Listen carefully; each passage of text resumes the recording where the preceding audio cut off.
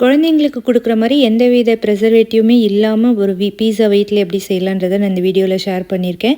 சாஸ்க்கு 2 தக்காளி, 3 காஷ்மீரி மிளகாய், 4 பல் பூண்ட வந்து பாயில்டு வாட்டர்ல ஒரு 10 மினிட்ஸ் நல்லா வேக வச்சுட்டு, அத அரைச்சிட்டு ஃபில்டர்ல வந்து ஃபில்டர் பண்ணி எடுத்துக்கிட்டேன். ஏன்னா, அந்த சீட்ஸ்லாம் இருக்கக்கூடாதுன்றதுக்காக நான் அந்த மாரி பண்ணிட்டேன். ஒரு பேன்ல வந்து எண்ணெய் ஊத்திட்டு, அந்த அரைச்ச சாஸ் போட்டு, கொஞ்சம் வந்து மிக்ஸ்ட் ஹர்ப் சால்ட் அவ்வளோதான். இத போட்டு நல்லா வதக்கி எடுத்துக்கலாம். சாஸ் ரெடி ஆயிடும். மாவு வந்து எப்பவுமே இழுத்து இழுத்து பிசையணும்னு சொல்லுவாங்க.